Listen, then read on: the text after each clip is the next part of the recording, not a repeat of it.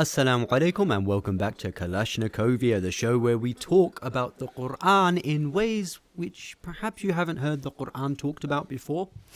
Today we're going to be discussing a very special verse. Now, this verse, like many other verses in the Quran, requires your attention. What you need to do when you're reading the Quran is dissect each and every piece of it. Understand why Allah subhanahu wa ta'ala is using certain words in certain places.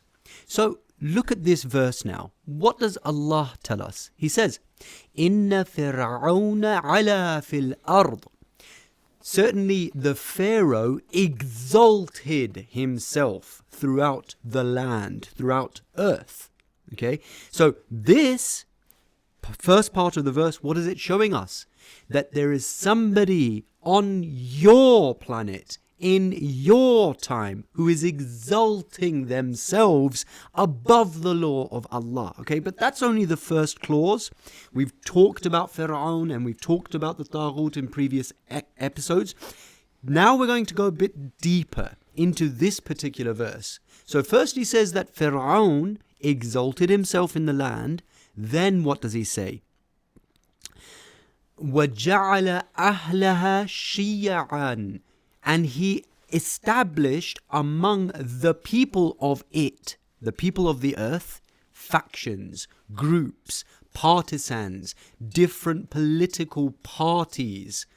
يَسْتَضْعِفُ طَائِفَةً مِّنْهُمْ. And then he says that he oppressed a certain group from among them. Now, we're going to be expanding on this verse a whole lot, inshallah. If you want to look up the verse and follow along with us, inshallah. I'm Sheik Muzzafar at your service. Forgot to say that at the beginning of the show. Here we have with us a very special co-host, Sayyid Abdullah. Assalamu alaikum. Wa alaikum assalam wa rahmatullah. I'm not special, bro. Sayyid, you're special to me, and I'm sure that you're special to a lot of the viewers. You're special to me too, but Inshallah. let's dispute between us. May Allah make us special for Imam Zaman. Allahumma ameen. That's the ultimate. But this is not where I wanted to drag you in. Okay, so I've said three clauses of the verse. The fourth clause of that same verse is where I wanted to drag you in, Sayyid. Because now he says that Fir'aun exalted himself in the land, then he divided the people, then he oppressed one group. Then he says, يُذَبِّحُ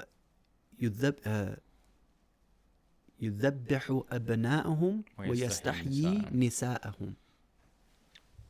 That's where I wanted to drag you in, Sayyid. So he's saying that he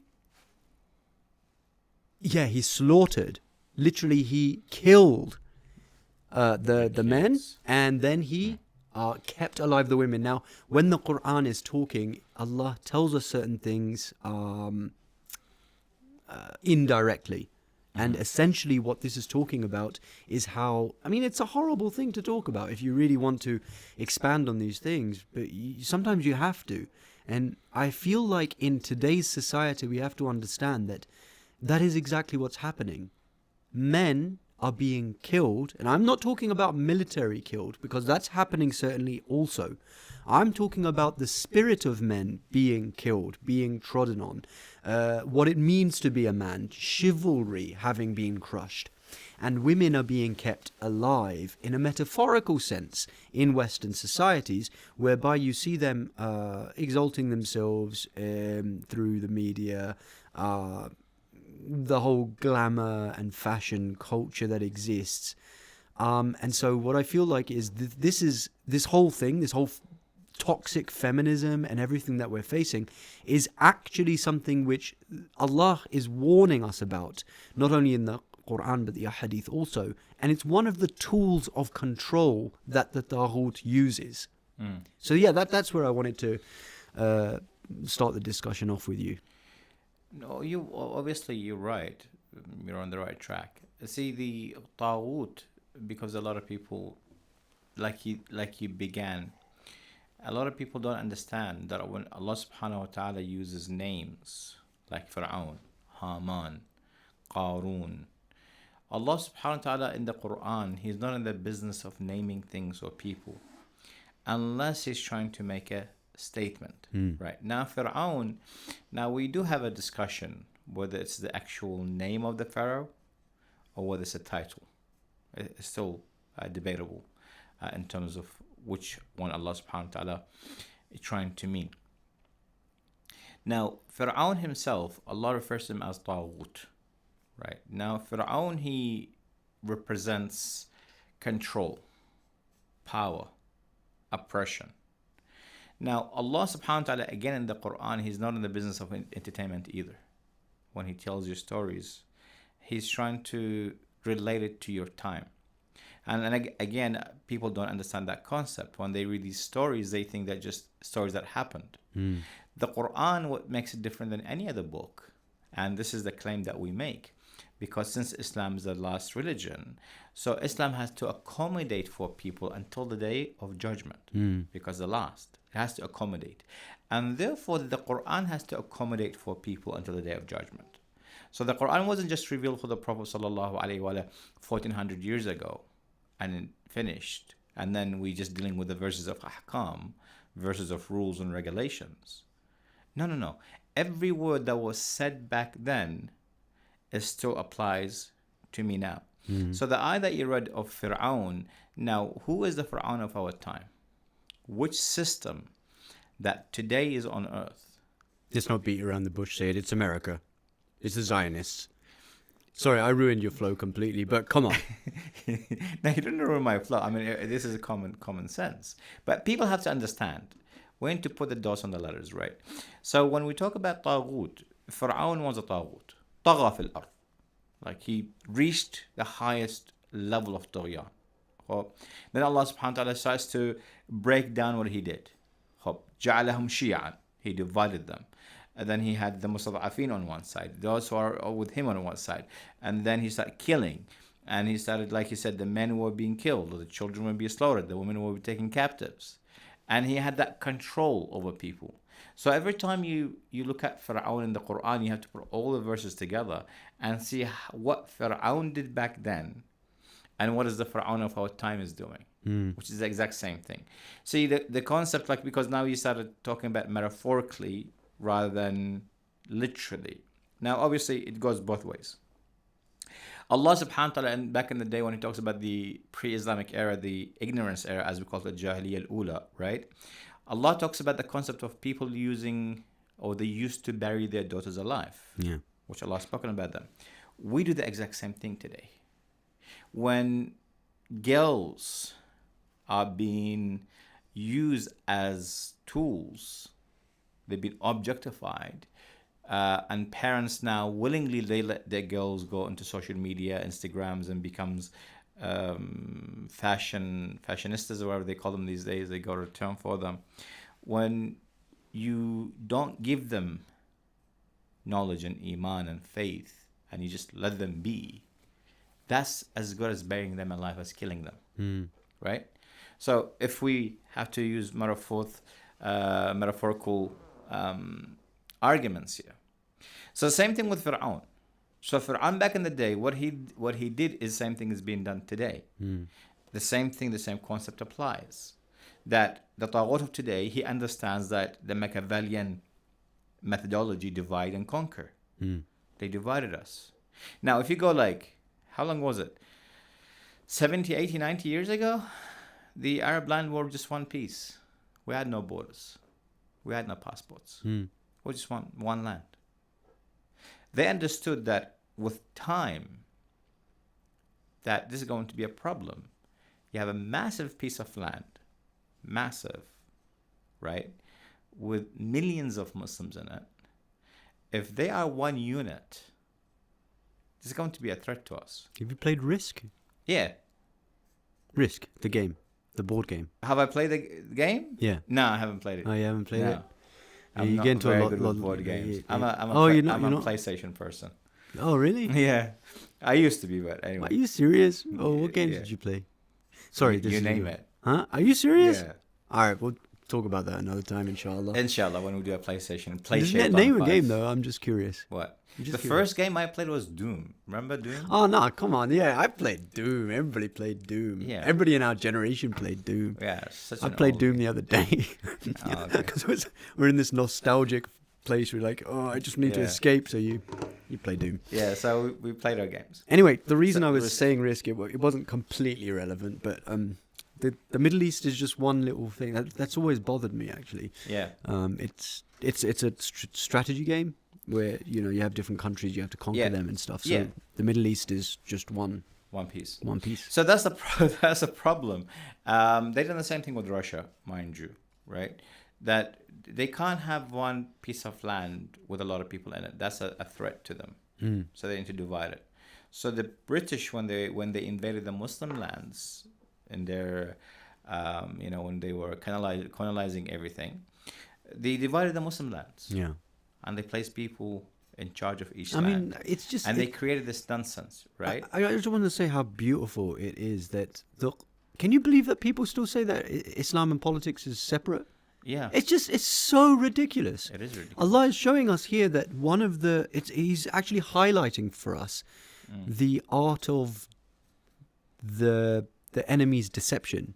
How the ruling elite, the Taghut, how they control us. And one of the things that he says explicitly is he divided people. Yeah.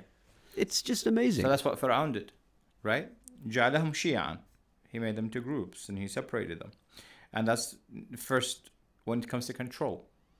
When you divide people and you make them small units, they're easier to control. You can do whatever you want. Said, I'm sorry Get away with it. to pinch on this, but just the word Shi'an, why does Allah use that in the Quran? He could have used a different word. He could have, he's already said ta'ifatan minhum. He could have said ta'ifa, millah, or any other word, any other rendition. Why Shia? Because I understand Shia is used positively in the Quran also. Not always. Not always, though. It's used negatively also, right? And in this case... Yeah, it's like وَمِن شِيعَتِهِ Ibrahim. There you go. Right, so it's used in a good way, but sometimes when a bad person is used, he can also have... So the technical meaning of the word Shia is those who follow you. Whoever follows you is a Shia. They say this is his Shia. So you could be a bad person and you could have a lot of people following you. There would be your Shia as well. Now, Shi'an. So when we talk about groups, so Taghut is very smart. Fir'aun was very smart. Now, when you come, so for example, let's come to Islam. Islam, you cannot leave it as Islam, as just one faith. That's a problem. What do you need to do to divide Islam? Within Islam itself, divide into two parts. Now we have 5 or 4 madahib. We have 4 sects. You have Maliki, Schools of thought, yeah. Hanafi, Hanbali. So within the same faith, within the same Islam is divided. We got 70, 71 based on the hadith of the Prophet sallallahu alaihi wasallam. He will divide after me 71 or 72 nations. Yeah. Right. So this is division. Now, each one of these divisions have their Shia. 73, yeah. Okay, so each one of these divisions have their Shia. That's what Shi'an. Now, the beauty of this, if you're a Taghut, if you're an oppressor, is that you will make them. So because when you talk about Shia, right, or Shia of a person, I'm going to believe in you, you're my leader, and I will die for you. The other party, they have their own leader, they will die for him. The other ones have their leader, they die for him. And it's going to be a lot of friction, a lot of hate, a lot of fights, a lot of wars. And that's what happens. So when you talk about Ta'ifa is a portion, a group of people. It could include different people. The verse says that he took a group of them and made them weaker. Yeah. So I feel like there's a pattern here that what the Taghut does is he divides the people into political groups and factions, and then one of them he makes them weaker than the others, so that the others kind of, it's like a pecking party. You know a pecking party, like in chicken coop. In a chicken coop they always have like one chicken, and if there's a speck on that chicken, the other chickens will come and attack them.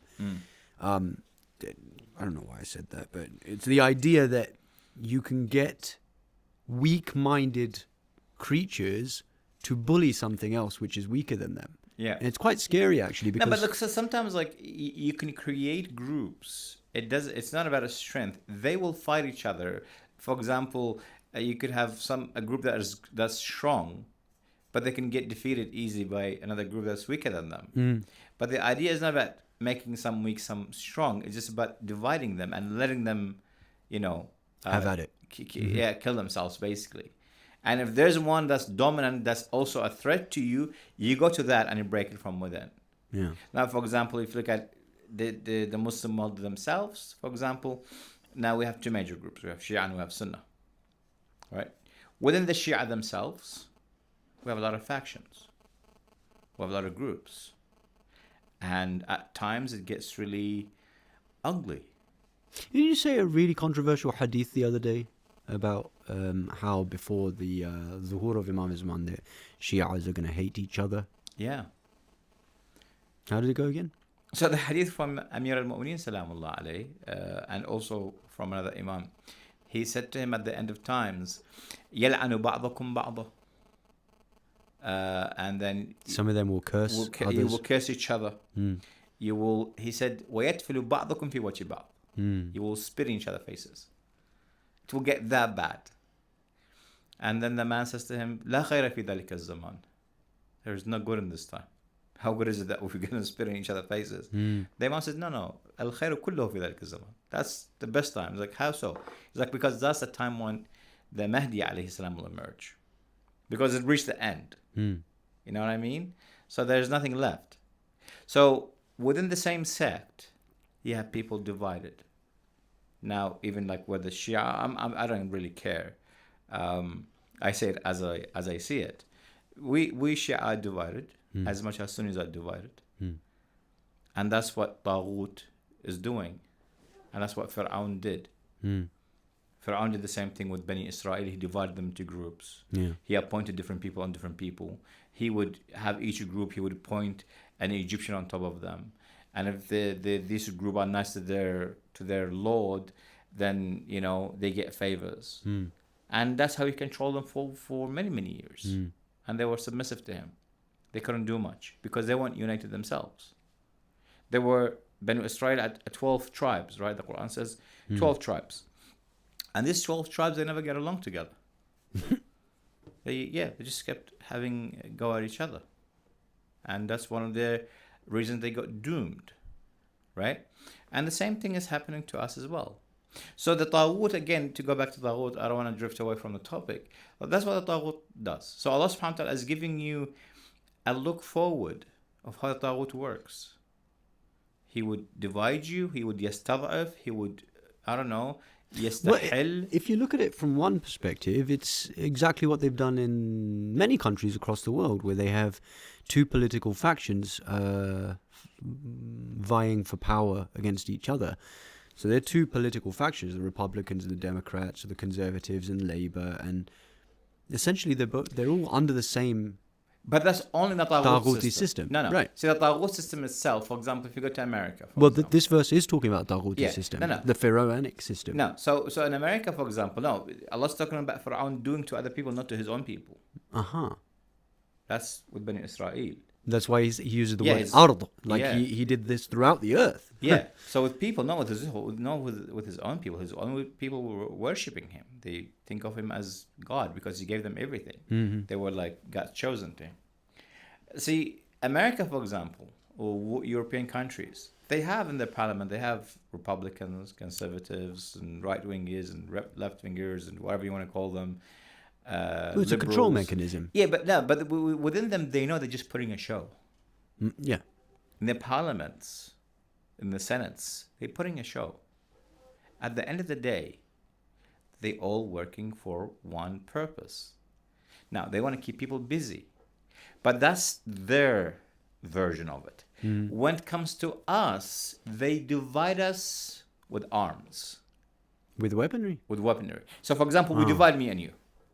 If we don't get along, what do? That's what happened. So when Saddam Hussein fell, in Iraq, what happened with the Shia? The first thing they did, What did they do? they started killing each other. I was a bit young. Yeah, they started fighting each other. Really? In the streets. Shiite. Shias. Wow. Like the Muqtada Sadr army and other factions, they would start killing each other. And until today in the parliament, when things don't get along, and then for a long time, when one of them doesn't get enough seats, bombs starts to go on the streets and people start to get killed.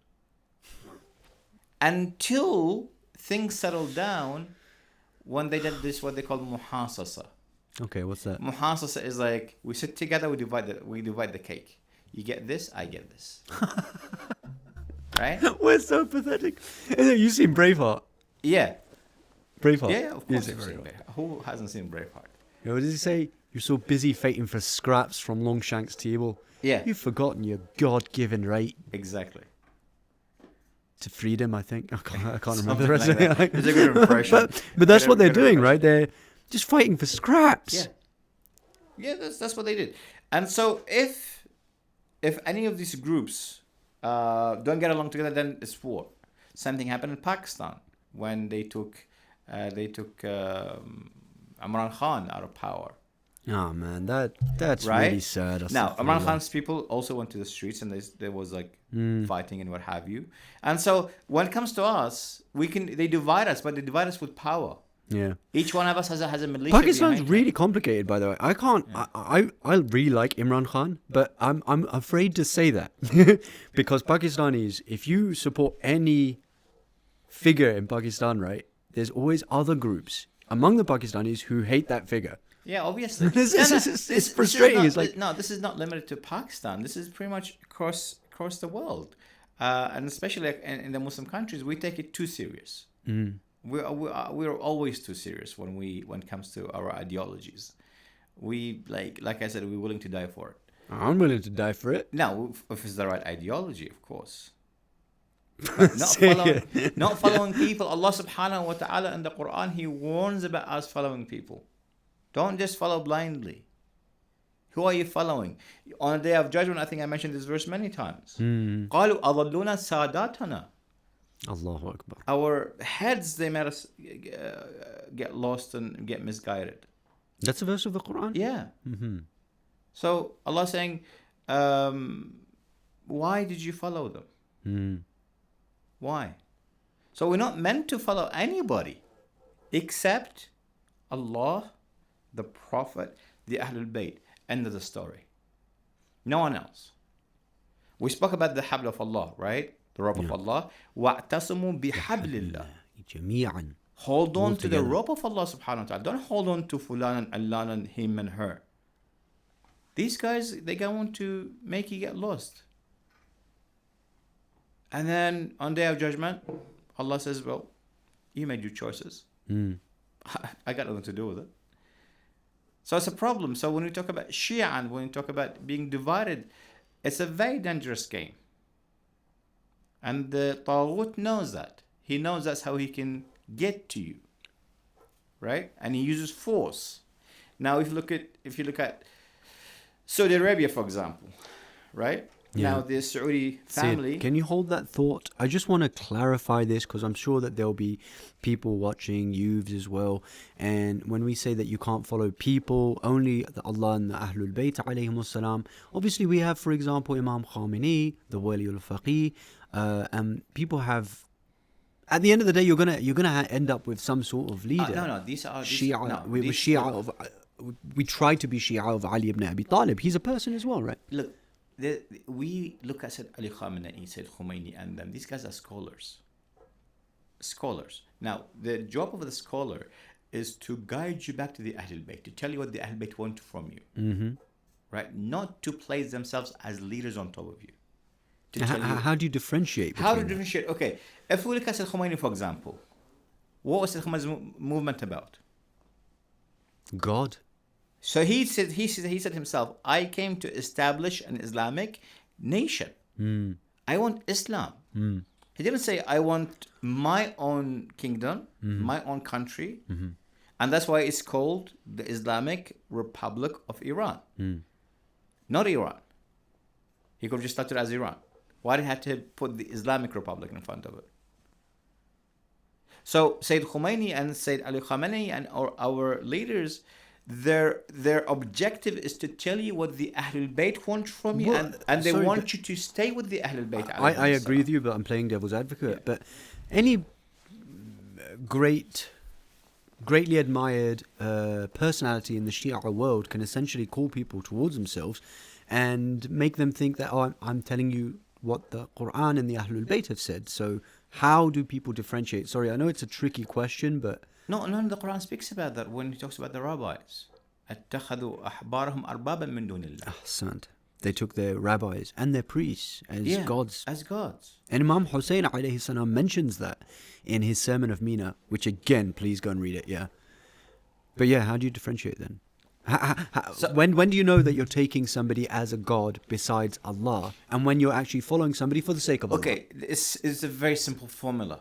It's like you follow this person, right? Why and for what are you following him for? So, for example, I follow a marja. I follow a scholar. What do I need from the scholar? I just need to tell me if this is halal or haram, because he done his search. I don't have the time to do it. Wassalamu alaikum wa rahmatullahi wa barakatuh. I don't need him for anything else. I'm required by Allah subhanahu wa ta'ala, when it comes to my ideology, my beliefs, I have to make my own choices, not the scholar's choices. When it comes to me deciding what happens with my life, I have to make my own choices. The marja should not tell me what to do in terms of my jihad, in terms of my aqidah, in terms of my actions in life and choices in life. That's up to me as an individual. I trust him on the basis that he's teaching me Islamic laws, which I cannot derive the laws myself, so I leave that job to him. But even with that, I should not be even a blind follower either. I should double check with him as well. I should ask questions. I should read myself, which no one does. So essentially... But now, let me finish this. But now what people do is that this marja, this scholar, he becomes all in all. Whatever he says goes. And how dare you say anything opposite to him? Well, that's how you know you're taking them as arbaba min dunillah. Hang on, but essentially I do that with Imam Khamenei, with Wali al-Faqih. Whatever he says, it goes. So is that not an issue then? In what matters? Socio-political issues. No, yes. If he's right about them, yeah, sure, why not? So essentially what you have to do, because we're running out of time, but I think we're going to have to give an episode to actually dedicate to this, but essentially what you have to do is you're not allowed to postpone your own intellect. No, you can't. That's what you have to go and look at. The Quran okay, this scholar is saying this thing. What is the Quran and Ahlul Bayt alayhim salam saying? Yeah. You need to keep cross-comparing. Yeah. So like I said, if the marja, if the scholar, he goes hand in hand with the Ahlul Bayt, I follow him. I listen to him. Like, for example, said Ali Khamenei in geopolitical issues, and because he's doing exactly what the Ahlul Bayt want.